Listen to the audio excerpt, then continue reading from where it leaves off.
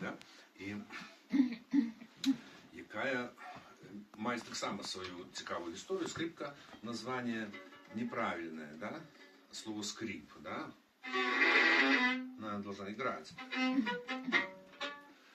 И правильное название виола, альбо вайолин. С одной стороны, это фиалка по-итальянски, да? А с другого боку есть еще одно название скрипки, это фидл. И в староанглийском скрипка так и называется фидл. Называлась долгий час. А еволюція скрипки так само вельми цікава. Вона, ось такого інструменту. Це перший звуковий інструмент в Європі. Сам інструмент скандинавський. І там, де були скандинавські шляхи, ми всі знаємо, що скандинави плавали, викинги, по Дніпру, по Берозі, плавали в Чорне море, до Стамбула, до Константинополя, до Балкан, до Пенінів. Ось. І там, де вони появлявся цей інструмент. Там, де вони були форпости, де у них були стоянки. Ми ведаємо Новгородщину, яка була вельми моцно насичена культурою скандинавів. Наша Полоччина так само не минула такий льос. І от двінські всі шляхи, березинські, друцькі, там, де були волоки, да, и это, можно сказать, на поўдзень до Македонии, Сербии, Болгарии сегодняшней. Вот. Это шляхи, где этот инструмент застался. Он набыл разные рисы, але у скандинавов инструмент был не забавляльный. Он был предназначенный для спевания саг, да, эпоса.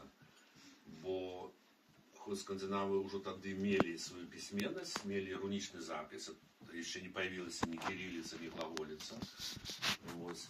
Але это были сакральные формы захования информации. А вот историчные и мифологичные, и они все были пропеты. Они просто пропевались. И саги пелись годинами, а некоторые сутками.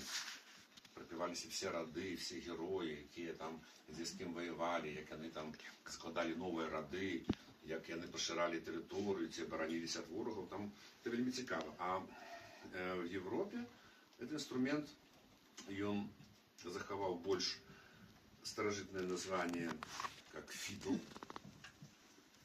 І був пристосований більше для забав, для забавляння музики. І грався на ним, коли стоя, то він висів на плечі, ось так.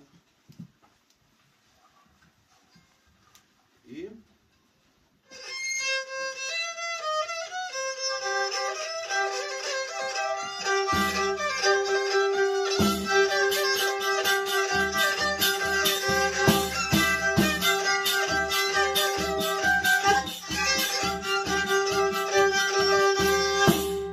приблизно так гучав. Это я вам сыграл кавалок Камаринской. И наступный этап эволюции скрипки, это час готику, это 1200-1300 год, появляется больше развитая версия фидла, готическая виола, где еще колки такие, как у гудку. Але форма уже такая, трошку подобно на скрипку, как смычок тут вот попадал, да, уже 4 струны, это уплывы арабские, это принесли рыцари из Палестины, квинтовый строй. И коли гудок тримався так, готическая виола трималася уже горизонтально, вот с таким позицией.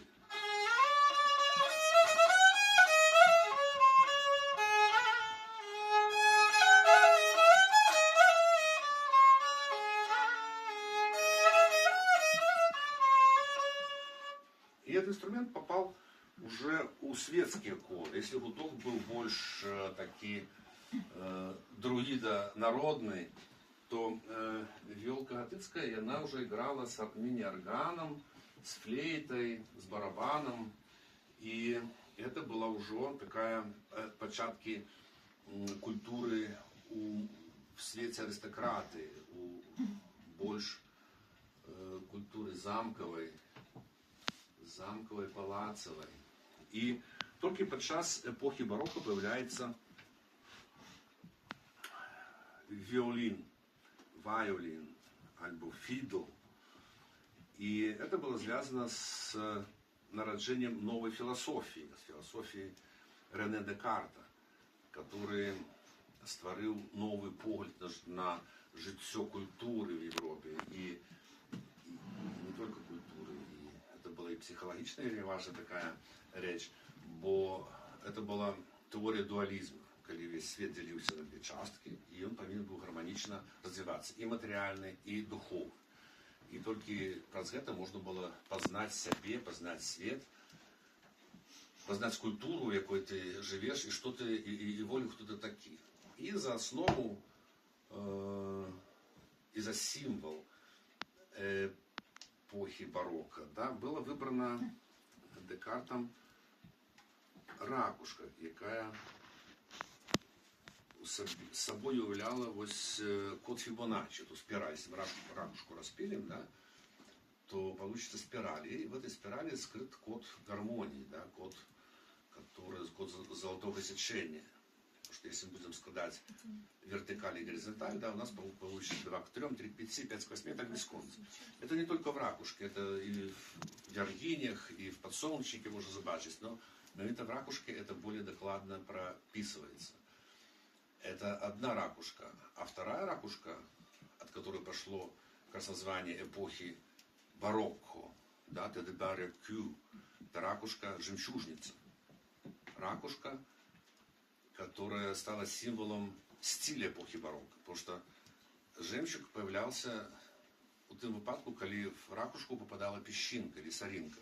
Да, и моллюск ее обсасывал, там, обсмоктывал, и она превращалась, обрастала вот этим перламутром, и появлялась жемчужина. И вот в эпохе барокко, особенно в музыке, у выявленчем мастастве, было как раз принято момент этого первого диссонанса, который заставлял людей додумать гармонию, если это было в музыке, да, додумать композицию, если это было, допустим, в живописи или в архитектуре. Вот. Это вельми цікаво. І первым, кто серьезно зацікавився формой инструмента эпохи барокко, это был Джованни Манджини, который створил на основе готического и ренессансового виолы абсолютно новый инструмент. Виолин, который у себя выбрал лекало и кривизну ракушек. Вот. Даже музыканты, наши мои друзья, не знают, что вот этот завиток, это не просто упрыгоживание. Здесь скрыт код Фибоначчи, код золотого сечения. А вот эти изгибы все, они связаны с ракушкой барокко, которая приносит жемчуг.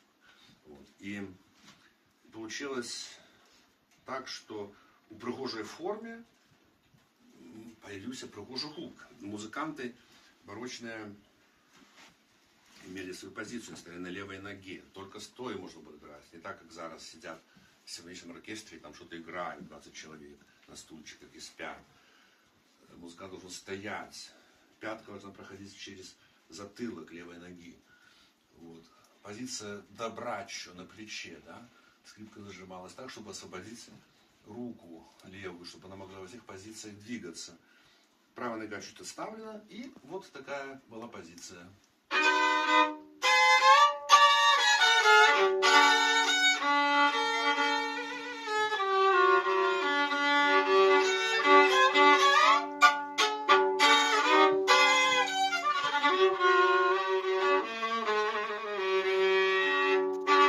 И скрипач мог играть виртуозно в такой позиции.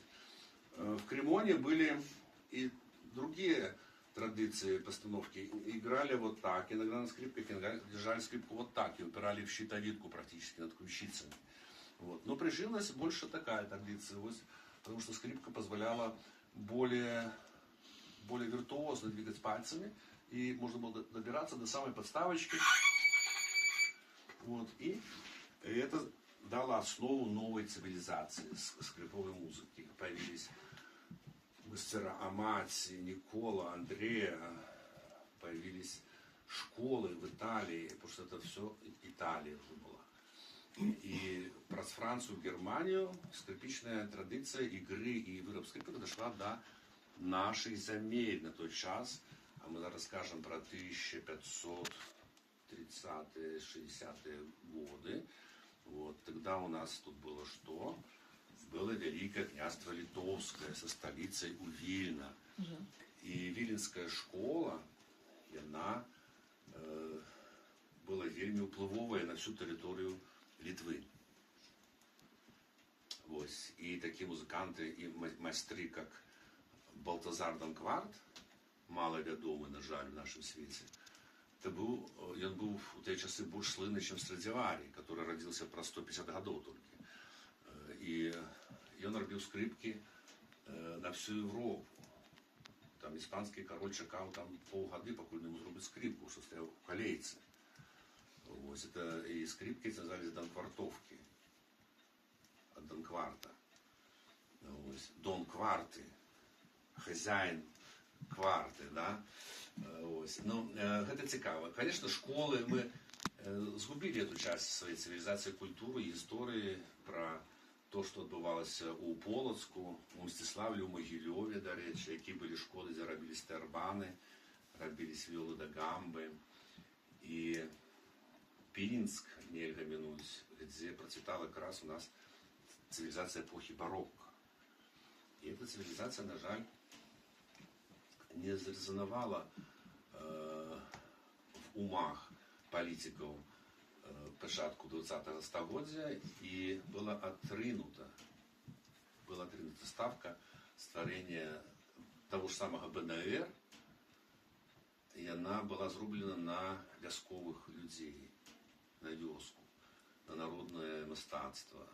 І то, що було трошку у іншому соціальному плані розвивалося, і воно було отринуто. И браты Лускевичи добро постарались, как белорусы забыли свою историю, как не делали. Вот. И я немало кого слухали, бо перший герб БНР, знаете, який був? Коса і граблі. Коса і граблі. І коли вони почали там некие робити заходи, вони дружили з большевиками хорошо, з Москвой, і вони запросили Романа Скірмунта. И он был депутованный с палаты депутатов Сойма польского, это был профессийный политик. И когда он приехал в Минск, он каже: хлопцы, а вы что, хочете на косе и граблях будовать державу? Вы поглядите на Москву, у них серп и молот, у них есть пролетариат. А вы хотите на селянской ментальности сбудовать страну, и ничего не выйдете. И их примусил взять погоню литовскую. Это нейтрально, и это наше, историчное. Вот. И так появился погоня. Так бы была коса и грабли. И в головах бы осталась коса и грабли. Вот. Это цікаві факти, бо знаково треба ведати, чому білоруси такі багаті і одночасово такі бідні. Ми нічого не ведаємо. І не хочемо ведати. Ми не ведаємо свою історію. Мы не ведаем, что отбывалось в Уголе. У нас так раз и ампутировали многие вельми цікаві речі, які ми могли працювати на річ культури, розвиття, методику, педагогіки і мистецтва. Ось. І вернемося ми до скрипки. Барочна культура була вельми багато представлена у нас в іконографії, в живописі, в фресках.